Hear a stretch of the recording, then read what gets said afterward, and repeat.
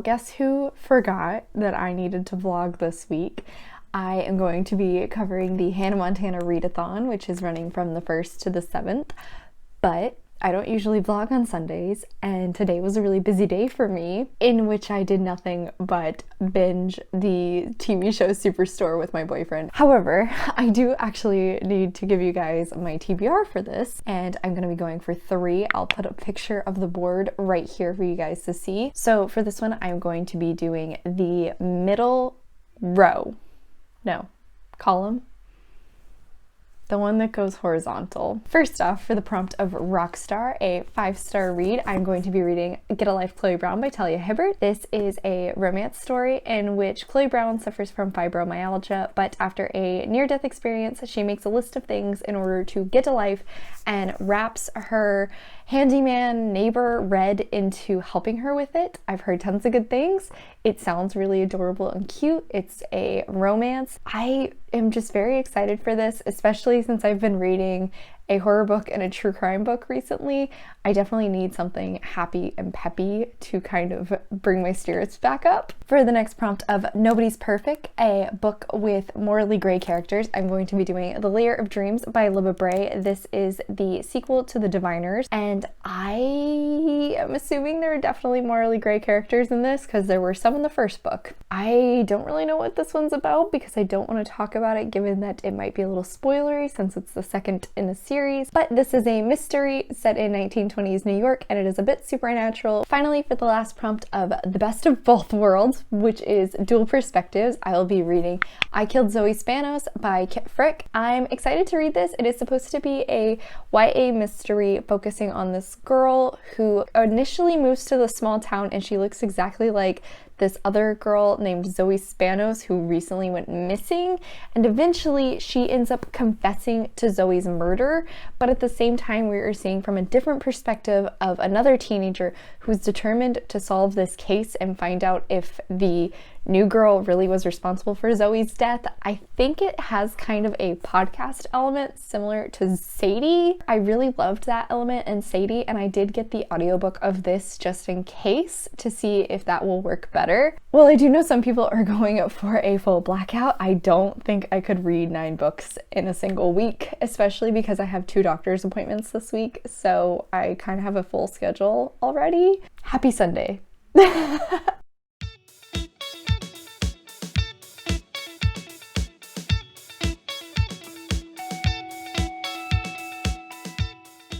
Hey y'all, it is Monday, and guess what? I finished 2 books today.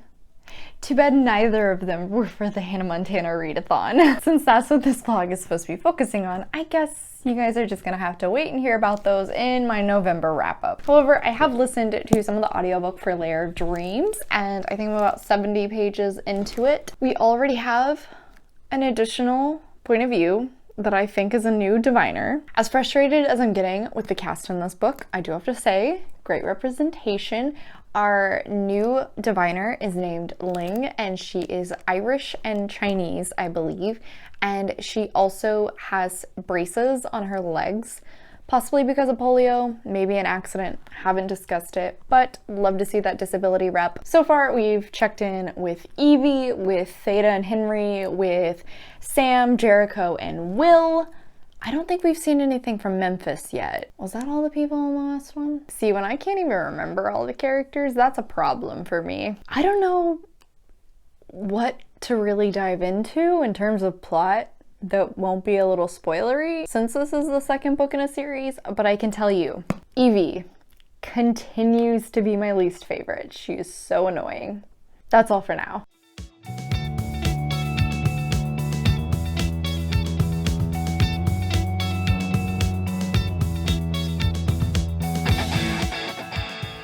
Hello all, it is Tuesday and, oh, I'm sorry real quick, just look at how cute my dog is. She's so adorable. Anyway, so I didn't get to take a bath on Sunday, which is usually when I do it, and I do my own little self-care routine. So instead I'm gonna take it tonight. Apologies if you can hear the water running in the background. I'm using my microphone, so hopefully it's a little more distorted and not as noticeable, but I've hit about the halfway point in Lair of Dreams, and like nothing plot-wise has really happened, in all honesty. We've gotten a bit more information about Theta, and we finally saw Memphis and Theta together. They're adorable, just want to say that. They're super cute, ship them a lot. I absolutely love Sam and Evie's ribbing of each other back and forth. It's hilarious. We've also gotten some additional background on Henry, who is Theta's best friend. Yeah, that's about it. I'm trying to keep this fairly vague because I don't want to give spoilers, but there's also a breakdown by days in this one, which I don't think the Diviners did, so that's different and interesting. And I just hit part 2, so apparently there's parts as well. I've also been attempting to finish reading Devil's Knot by Mara Leverett because my book club's discussion for this is on Saturday, but I just keep getting angry and frustrated with this case and how biased the judge clearly is towards the prosecutors, and it's very frustrating. So I'm taking a break from this and I'm gonna start on Get a Life Chloe Brown while I'm in the bath. I need something happy and sweet and sappy. I heard actually like 2 additional reviews today in people's October wrap-ups talking about this and praising it, so I have very high hopes, and I'm really hoping this can get me out of a funk that unfortunately this has put me in. I'm fascinated by this case, but God, is it frustrating. I just have to keep reminding myself that, like, hey, they have been let out of prison by now. They've been exonerated. All is not okay. It's better than it was at this time period, but yeah.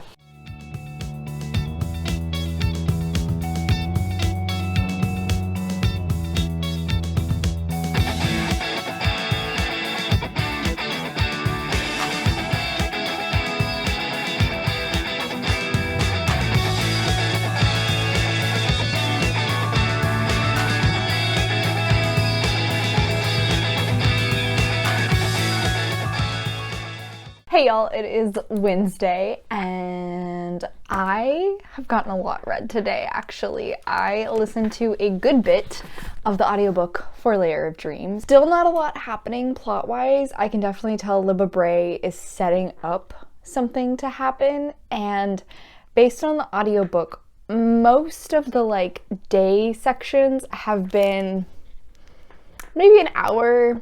I think tops was like 3. The last one is 5, so I'm assuming this last one is going to have the most events happening and we're going to hit the official climax. We've had some additional build-up of characters. I am really liking Henry. He's very adorable, making bad decisions, but he's cute. I'm letting him off the hook. Evie is the worst. She's awful. I cannot stand her. Oh my God. She just keeps doing stupid thing after stupid thing after stupid thing. We've also seen a little bit more background for Jericho and seen more about Theta. I continue to love her. She is fantastic. Seen some additional background on Sam. Sam is a cocky mother, and I love him. Actually, I haven't even moved my bookmark to where I am. I think I'm about here. That's about where I am. I also have gotten into Get a Life Chloe Brown some more, and past 100 pages. Y'all, I love this book. It's so cute. It's so adorable. I love Redford Morgan. I need that to be known. This sweet little cinnamon roll is the cutest thing ever. And like, Chloe is precious as well. And she's so dry and sarcastic in her humor. I've just hit past the point where Chloe is basically explaining to Red that she has this get a life list and is trying to rope him into helping her with it. I've also really liked getting to read a little bit about Chloe's fibromyalgia. I also appreciate the fact that she doesn't want to have to explain this to everyone and anyone, because It's not anybody's business but her own. I think it's great that we've gotten to see some of her struggles with like trying to handle so many different kind of medications, how they can affect her everyday life and things such as that. I just think that's really interesting because I didn't really know a lot about fibromyalgia before going into this. I did actually find a video that is discussing the fibromyalgia rep in this by, I want to say it's Books with Maddie. I will put a link to that video in the cards up above because it was really interesting to see that from someone who actually has fibromyalgia's point of view. Oh, and we've met Chloe's sisters, Danny and Eve. Already love them. They're all so different. Can't wait to read Take a Hint, Danny Brown. It's Wednesday, so that means it is movie night, and tonight we are watching the Jumanji remake, which is hilarious. I love Jack Black. That man gives me life. He has a direct line to my funny bone. He is fantastic. That's all I have for now. We'll definitely be reading some more tonight. I will probably listen to some of the audiobook for Lair of Dreams while getting ready for bed, and then I'm definitely picking up Get a Life, Chloe Brown before I go to sleep.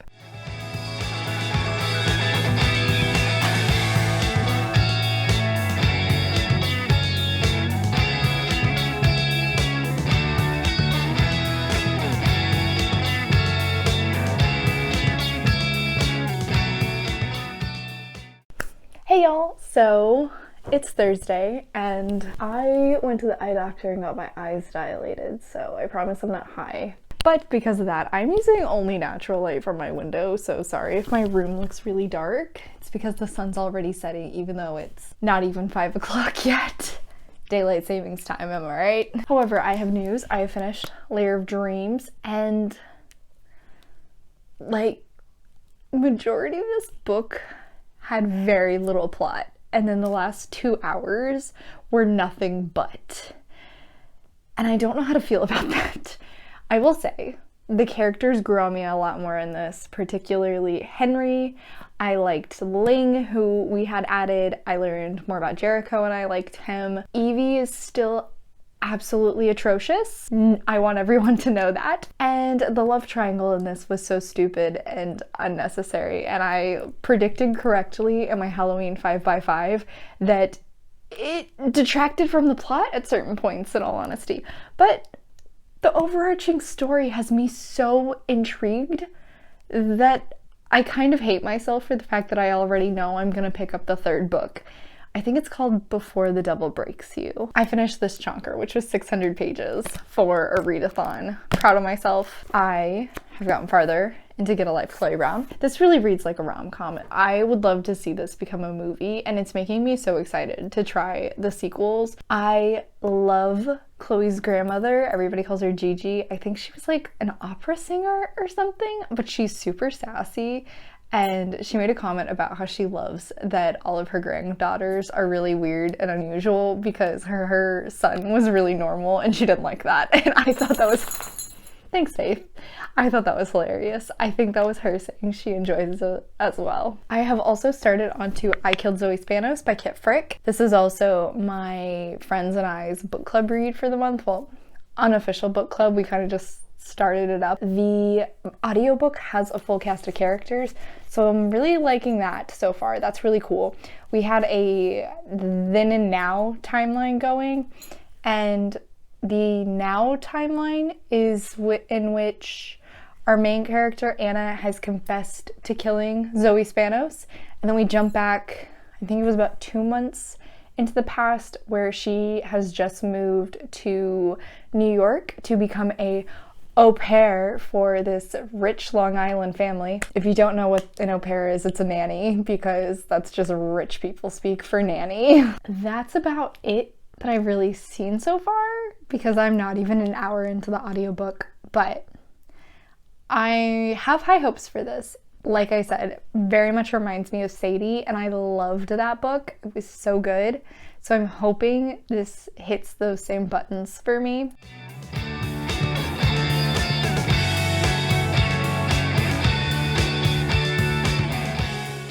Hey y'all, so it is Friday. I had a dermatologist appointment today. Apologies for being able to see my ring light in my glasses, but I have terrible vision, so sorry they're staying on. I hit the halfway point into I Killed Zoe Spanos by Kit Frick today. It's really interesting. So we have a then and now for Anna, our main character, who is supposed to have killed Zoe Spanos. So we have the then, which is when she first arrived in Staten Island, and then we have the now, which is after she has confessed to the murder of Zoe. But we also have the perspective of Martina, who runs the podcast that is investigating Zoe's death. And we also have the podcast episodes in their own chapters as well. Anna doesn't have a lot of personality, in all honesty.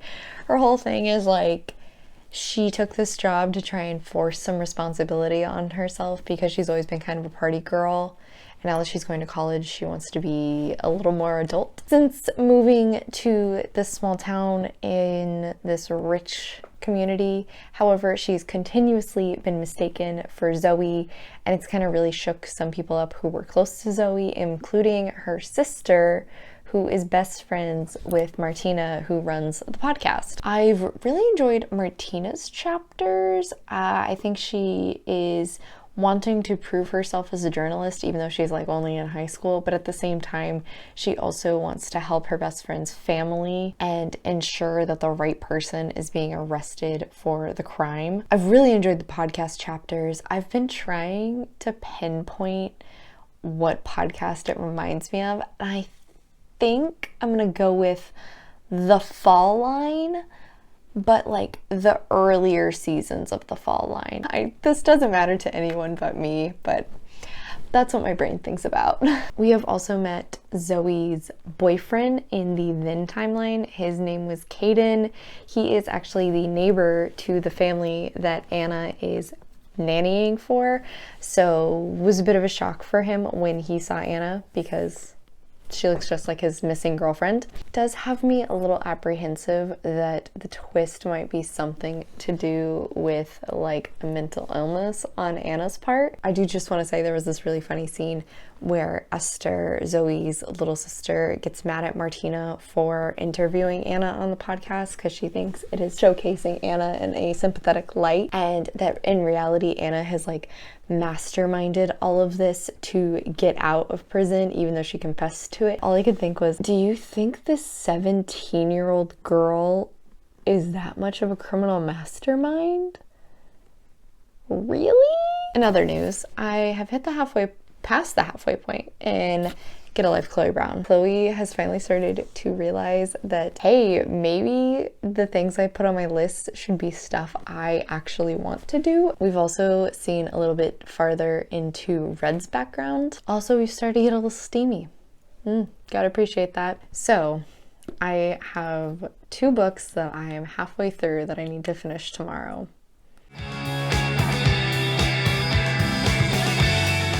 Hey y'all, so it's Saturday and it is the last day of the Hannah Montana Readathon. I have been listening to a lot of I Killed Zoe Spanos today. Had a pretty productive morning, got up, did some yoga, took Faith for a walk. My new phone came in, which I got for my birthday, so that was really fun, and I had to go through the whole back up everything on my old one, transfer everything over on my new one, so I'm filming on my new phone right now. Yay! I am down to like 2 hours left in I Killed Zoe Spanos, and things are really heating up. I'm really intrigued by this mystery, but I wish we were seeing majority of the story told from Martina's point of view, because I like hers a lot more than Anna's. I don't know, Anna's just...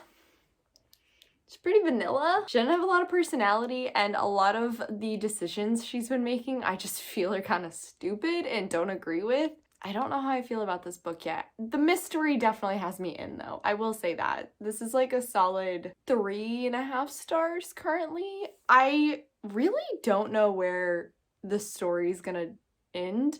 Like I have my guesses for who's behind Zoe's death, but nothing I feel confident in. I am also down to about 70 pages left of Get a Life, Chloe Brown, so I might be able to finish this tonight. I'm not sure. Like, I can listen to the audiobook of I Killed Zoe Spanos on the way over to Josh's, which is what I'm about to do. But we're having a lazy night tonight, probably just like cooking some pasta, watching some TV. Maybe if he plays video games, I'll get some reading done. But who knows currently?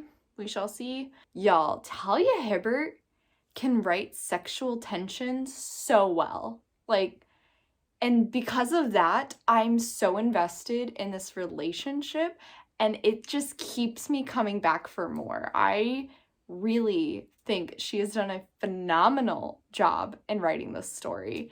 Like, the romance between these two is just so well done. I've loved seeing it develop. I really appreciate both their characters. I love so many of the background characters. I am about to go over to Josh's, like I just said. Gonna make some pasta. Hopefully we will end up getting to finish season 2 of Superstore, because we watched season 1 last weekend and I'm loving that show so much. I'm sure we will blast through it. It's hilarious. Anyway, that is it for now. Hopefully I'll have some fun B-roll for you guys. I will talk to you later.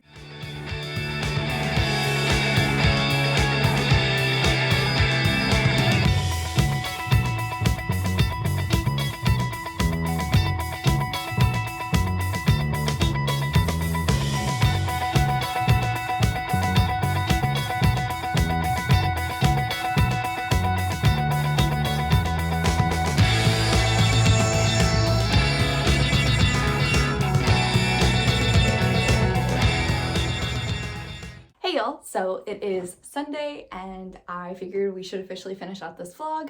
I did not finish my last 2 books yesterday, but I finished them today.